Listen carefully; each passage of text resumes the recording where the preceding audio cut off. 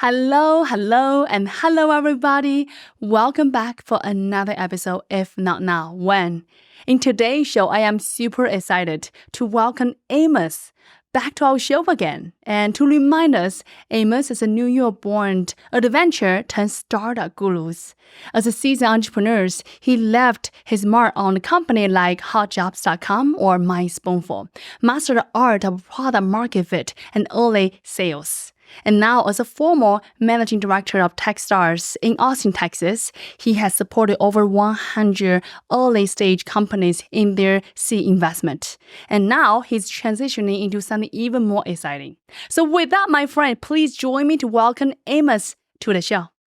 Thank you, Amos, for coming back today. We are super excited. Yeah, thanks for having me back. It's really good to be sitting and chatting with you again. Yes. It's been a little while. It's been a little second here. Yeah. And congrats for your transition now post-TechStar. Tell us how your life unfold since that chapter. Yeah, it's been really exciting. So for context, I gave notice in August of 23. I decided to leave probably a year before that. It took a little while. My last day was February 15th. So it was a long time to get to the point where we are today. And there's a lot of reasons for that. It's, it's hard to unwind from a job like that. And as I'm learning now, why is it? There's a bunch of reasons. Some of them are related to the job, and some of them are related to the individual. But from a job perspective, there's probably the two primary reasons it's hard to unwind is because it was this constant cyclicalness. There was no such thing as downtime. We're operating at 100% all the time. So the ability to step back and say, okay, I want to contemplate leaving. How do you make that happen when there's no space for thinking? Which is why it probably took me 18 months to get from the first thought of, okay, it's time for me to start thinking about leaving to actually giving my notice. It probably was 18 months. It might have even been longer. So there was not a lot of space to think and plan for that and what that means after being there for over 8 years.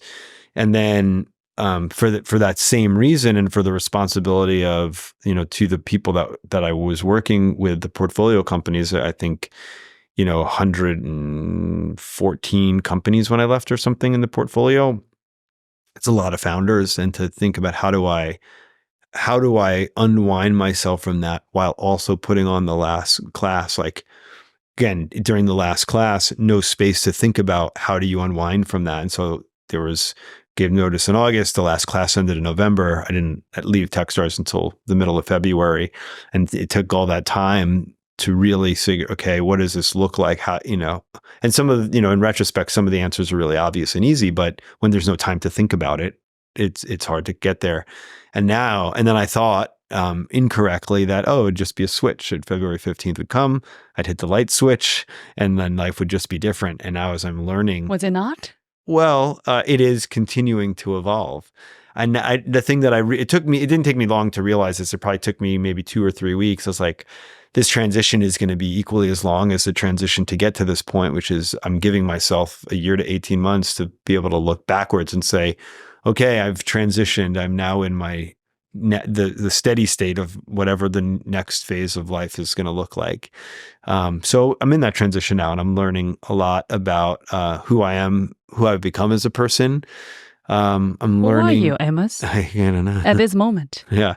At this exact moment, I'm a very content human being, very curious and open-minded to what the world has in store. That's the best answer I probably ever get. But yeah, it's, I'm learning how to set boundaries. I'm learning how to say no to meeting up with people that I would never have said in the past, and that I may not say in the future, but figuring out how do I create enough space for myself to make sure that the things that I'm doing, I can do with as much meaning and intent as possible, which I do think I lost sight of along the way. I think one of the things that TechStars as an organization does really poorly is the organization doesn't understand the toll that the job takes on managing directors over time, and particularly when you're running on a constant cycle. And so, it's taken me, now I'm gone 3 months to step back and say, oh, wow, there are all these new thought patterns and ways of thinking that I've had to develop as defense mechanisms to keeping myself healthy and alive and working and being able to do good work, that I've got to unwind, like never saying no, always being 24/7 being available. These are not things that are healthy for long periods of time for most humans. Yeah. That's quite a level of self-awareness and take a lot of courage to see the truth and speaking out the truth. That for you. Yeah. Yeah. Thanks. Incredible. It's fun journey though. Yeah. What is one biggest thing you learned about yourself along the way? I've learned a lot of things. One biggest. Yeah. Since I've left, or just along the way? Whatever pop out in your heart. I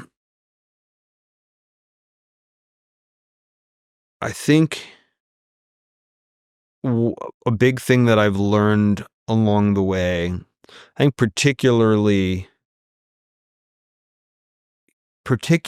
I'd say in the last 3 to 6 months, so somewhere between the end of the final program and today, half of that time I was still an employee of TechStars,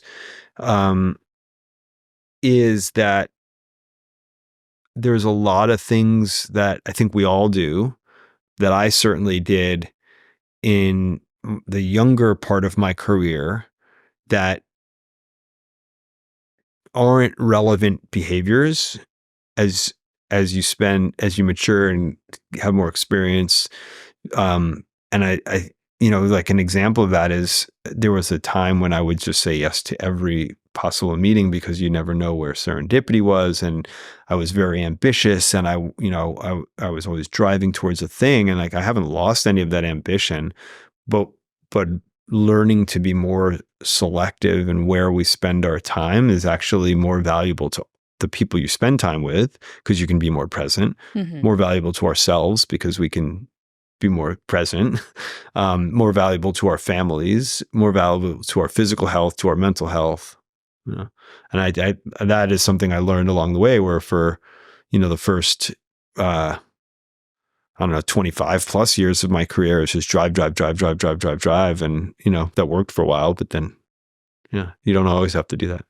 Yeah. And I think what a beautiful realization, especially in the Austin, in the startup ecosystem, saying yes, driving forward, grinding out is such a norm today. And I think it's really admirable that you recognizing that it's not going to work for you anymore, and you decided to take a step back. Yeah. Would you want to comment on why is it so prevalent in the startup scenes? Well, I think there's a couple of things that, there's multiple things at play. I do think, I think it's hard to start a business, period. And I think, What is hard? What is the hardest thing? What is the hardest thing? Yeah. The hardest thing is that, what it takes to actually create a meaningful, sustainable business both takes a really long time, a little bit of luck, but a long time, and a tremendous amount of awareness of the environment in order to navigate to it. And I think that's really hard. And I think because as a society, I actually feel as a society, we've failed true entrepreneurship by creating a world where being an entrepreneurship is a career, which it is not. Okay. I don't believe. What do you mean when you say that? Well, a career is, I want to be a CEO. I want to be a CFO. I want to be a doctor. I want to be a lawyer. Being an entrepreneur, it to me is a state of being. And I remember having this debate with someone once, which is like, is it nurture or nature? I'm like, and I believe it's nature. Mostly, I think there are inherent things in who we are as people that can give us the tools to be successful, but that's not enough. It's also building something that you care so deeply about that you can't imagine being on this earth doing anything else. And I think that one of the things that, Silicon Valley has done really poorly for the world is to sensationalize what it means to be an entrepreneur. And so you have all these people chasing the idea of starting a company. They're not like, they think they're passionate about the idea, but what they're passionate about is the end result of having been a successful entrepreneur, not actually building the thing that they're building. And so that makes it tremendously harder when things are challenging, which they always will be challenging, to stay the course. I see that with I have a handful of private clients today, and one of my criteria that I try to use as a will I work with them or not is, do I believe that they are really, really care about the problem they're solving? And I have to believe that they believe that, because if they don't, I don't believe that they'll be able to actually navigate through the toughest of times. And I see it because a couple of my clients right now are going through some challenging moments, and I have no doubt that they're going to navigate through them because their mission is put on this earth to build this company. And the moments are just obstacles in the way, versus the obstacles being the things that I see with some entrepreneurs or people who call themselves entrepreneurs. The obstacles stop them versus they look at them as obstacles, not opportunities.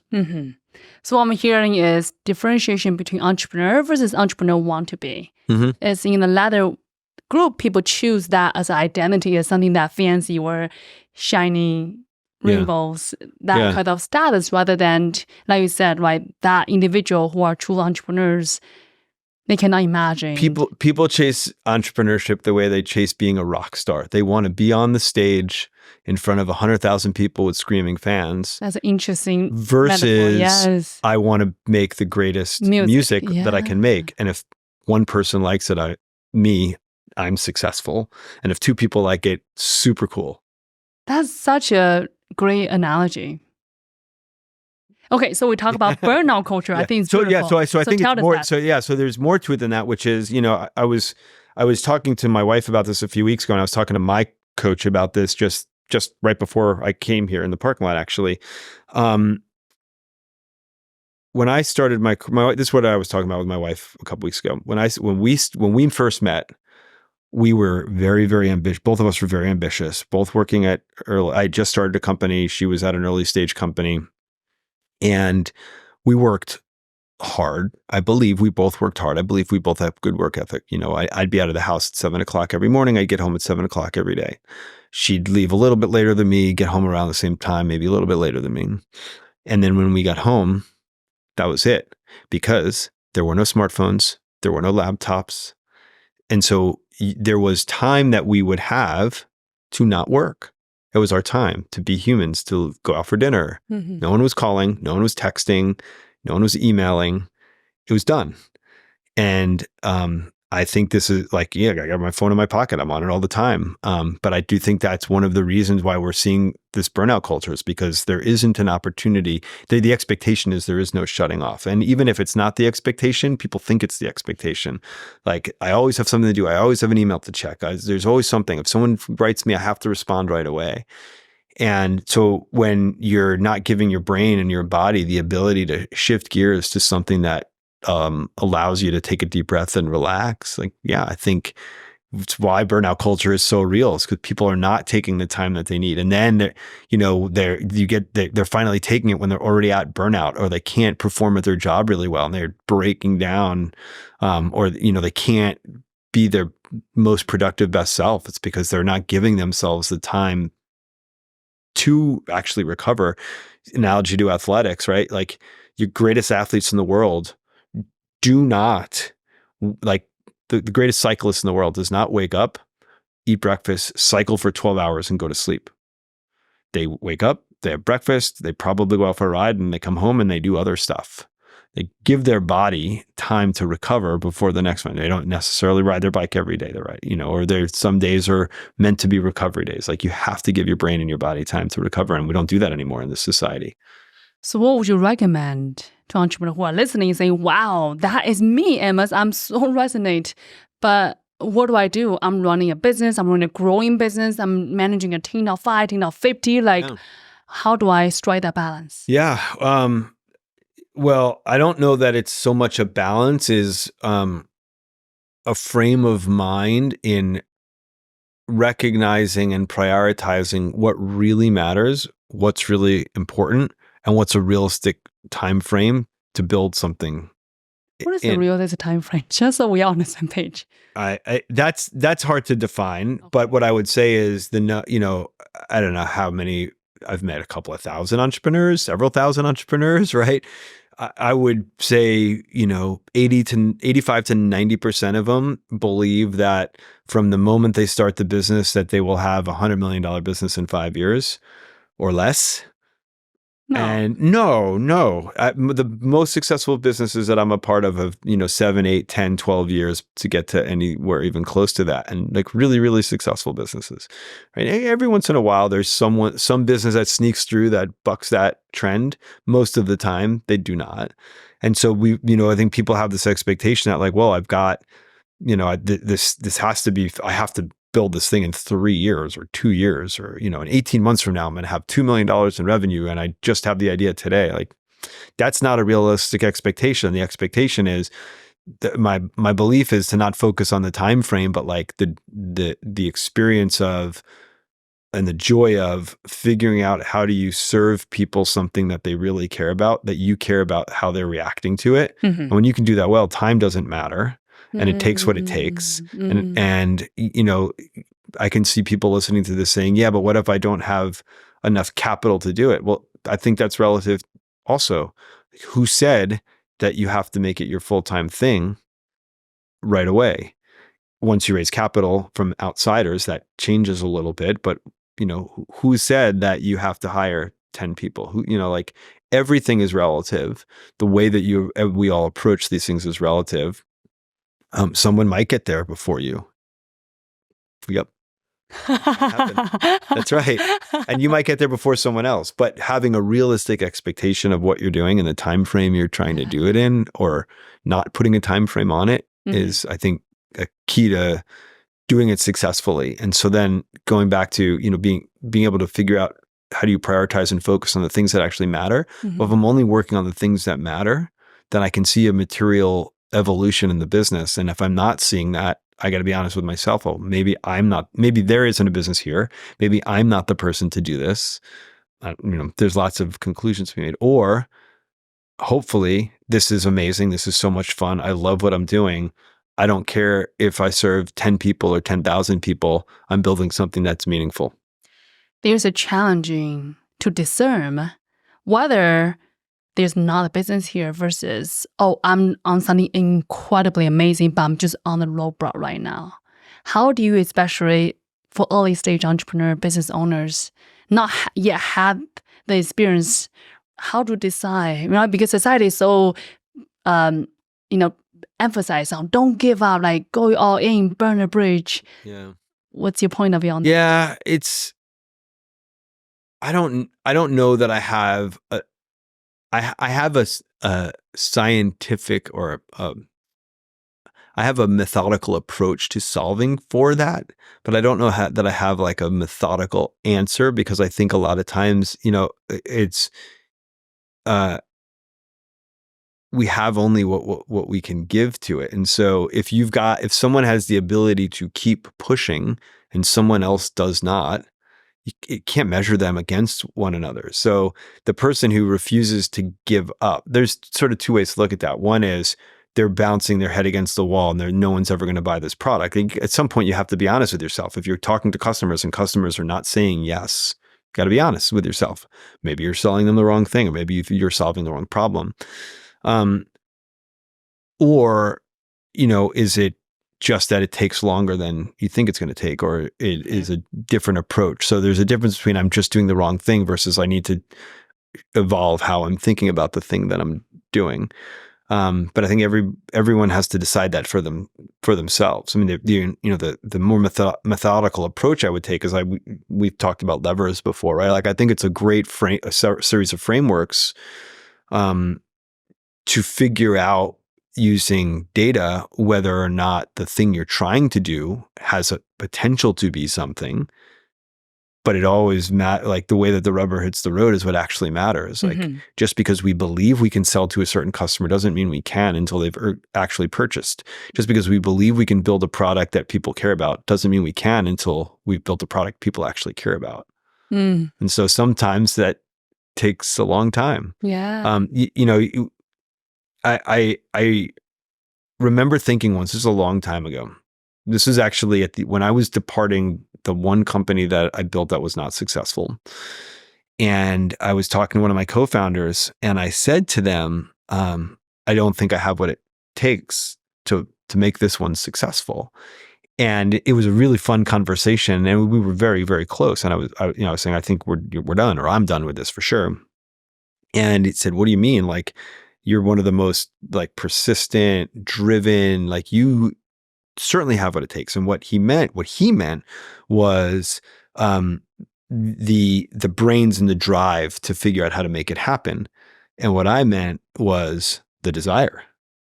I don't have what it takes anymore. I don't have the desire that's going to drive me to be excited about this any longer. So it's time for me to step away. That's interesting differences. And it could be lots of things. It could be money, right? Like this is the thing. Well, I would have been successful, but I couldn't raise money. Like, yeah, that sucks. I hate when I hear that from someone who really deserves to be doing what they're doing. But that's reality. They didn't have what it took to figure out how to raise the money. It sucks. It's not fair sometimes. Very fair point. But it's still the reality. Correct. Yeah. What would you tell them then? If someone say, all right, Amos, I love what I do. I have such a big why. I have all the drive, but right now the economic environment is I'm not able to raise. What do you tell them? Probably the unfair thing for me to think and say, and I could imagine lots of reasons why I would get hate mail for this, which is, if this is really the thing you were meant to do on this earth, you would figure out a way. It just isn't the way that you think you're going to do it. The plan you have is not the plan that's going to work. And so, maybe you have to work a part-time job. Maybe you have to shelf it for a couple of years. I don't know what the right thing is for anybody. I've seen a lot of weird iterations of companies disappear and come back, or ways that entrepreneurs like figure out how to make their thing come to life. And those are the people that like, yeah, this may or may not be successful, but I'll bet on you all day long because your love for what you're doing is so deep that you're going to figure out how to make something. One of the companies in my portfolio now, who I absolutely love, has, in my opinion, never have had a hard time raising capital. Finished TechStars as COVID hit. So nobody was able to raise capital then. And because of the business that they were in, they've continued to have a hard time raising capital. Most people I know would have given up. This person has not given up. And now, 4 years later, like just had the first meaningful inflection in their business. 5th iteration of it, maybe? Raising. No, I mean, so something that will lead to their ability to raise, and the minute they turn and said, I think we finally are onto something, turned around, and the first 2 conversations that they had, the people that are interested in participating in a round that 6 weeks ago they would not have been. And the reason I bring it up is like, this is a person who like sometimes was a solo by themselves, sometimes they had a little bit of income to hire people to help, and they figured out how to make it work. And that they had what it took, which isn't mental grit.